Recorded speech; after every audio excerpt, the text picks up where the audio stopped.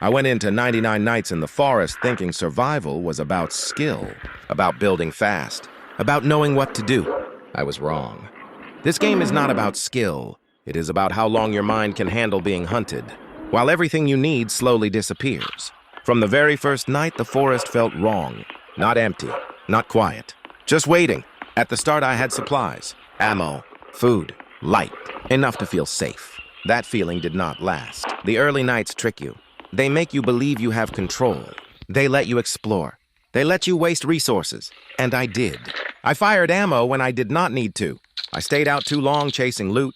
I ate food without thinking about tomorrow. Mistakes that felt small at the time. Mistakes that would come back later. As the nights passed, the forest changed. Or maybe I did. The map started feeling tighter. Paths felt longer. Every run away from safety felt heavier. By the midnights, survival stopped being calm. It became stressful. Constantly checking what I had left, ammo started running low. Food supplies dropped faster than expected. And every night demanded more than the last. That was when panic first showed up. There is a specific fear that hits when you realize you cannot fight back. When you check your inventory and see almost no ammo left. I remember standing still, listening, knowing that if something appeared, I would have to run. Running sounds easy, until you are tired, until you are lost, until the forest is darker than you remember. Some nights I survived by hiding, not fighting, not progressing, just waiting for the night to end. Other nights were worse. I went into 99 Nights in the Forest believing survival was about skill, about understanding the game, about being prepared. That belief died quickly. This game is not about how good you are. It is about how long your mind can stay calm while everything slowly falls apart. From the very first night, the forest felt wrong. Not empty, not peaceful. Just quiet in a way that feels intentional. Like the forest itself was holding its breath, waiting for me to make a mistake. At the start, I had supplies, ammo, food, light, enough to feel safe. That sense of safety did not last. The early nights are a lie. They let you move freely. They let you explore. They let you waste resources without punishment. And I did exactly that. I fired ammo when I did not need to. I chased loot instead of returning to safety. I ate food without thinking about how long I would need to last. Every one of those choices felt harmless. Every one of them came back later. As the nights passed, the forest began to feel closer. Paths I recognized started to feel unfamiliar. Distances felt longer. Returning to safety felt slower every time. By the midnights, survival stopped being calm. It became pressure. Pressure to manage resources. Pressure to move carefully. Pressure to stay alive without making noise. Ammo started dropping faster than expected. Food supplies stopped lasting as long as they used to, and every night demanded more than the last. That was when fear showed up for the first time. There is a specific fear that hits when you realize your ammo is running low. Not empty yet, but low enough to matter. Every sound feels louder. Every shadow feels closer. Every decision becomes heavier. I remember opening my inventory again and again, counting shots, doing the math in my head. How many mistakes can I afford to make? The answer was never enough. Some nights I survived by hiding, not fighting, not progressing, just staying still and waiting for the night to end. Waiting sounds easy, but waiting in the dark while listening for movement is exhausting. Other nights were worse. That was when the food started running out. Running out of food changes everything. Hunger in this game is not just a meter. It forces you to move when movement is dangerous. It pressures you to leave safety when hiding would be smarter. I had to leave knowing I was weak, knowing I could not fight, knowing that running was my only option. Those runs were terrifying. Every step felt loud. Every turn felt wrong. Every second outside felt borrowed. There were nights where I searched for food and found nothing. No supplies, no progress. Just less time. I wasted ammo trying to protect myself. Shots fired more out of fear than control. Each shot making my situation worse. Standing still became safer than moving. Breathing quietly felt more important than progress. Listening became my main defense. And the forest listened back. Silence stretched longer than it should. My mind filled the gaps. Every shadow felt like something watching. Every noise felt closer than before. The forest did not chase me. It waited. That waiting was worse than being attacked. There were moments where I stopped completely. Not moving, not turning, just standing there, hoping nothing had noticed me. My ammo was almost gone. My food was gone. And the only thing I had left was time, slowly running out. Each night after that felt heavier, not harder, heavier, like every mistake was stacked on my back. Like the forest remembered everything I had done wrong. I stopped trying to explore. I stopped taking chances. I stopped believing I could control what was happening. I planned every movement, in, out, back to safety.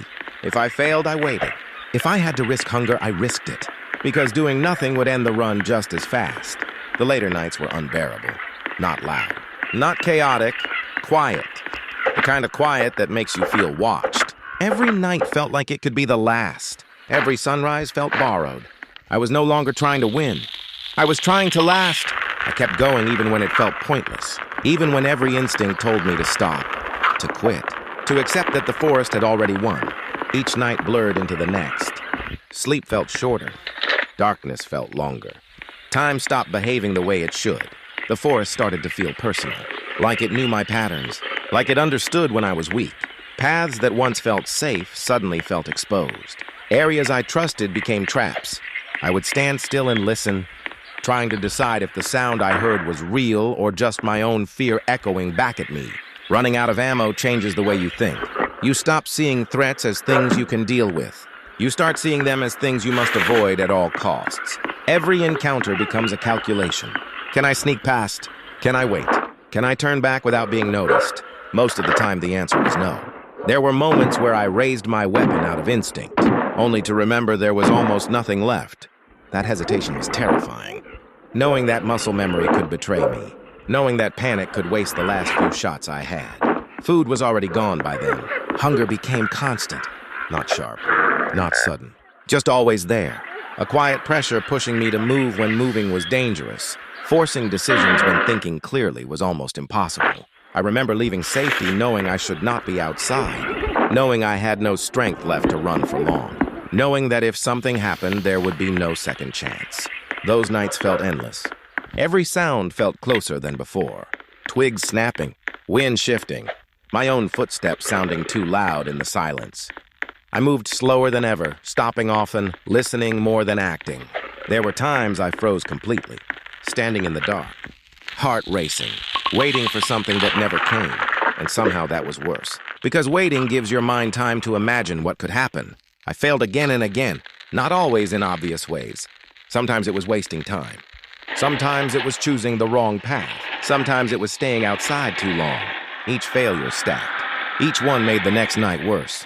With no ammo and no food, survival became waiting. Waiting for daylight. Waiting for the night to end. But the forest does not give chances.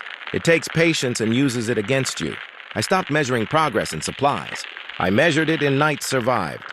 One more night meant I was still here, but every sunrise felt weaker. My movements became routine, predictable, and that scared me.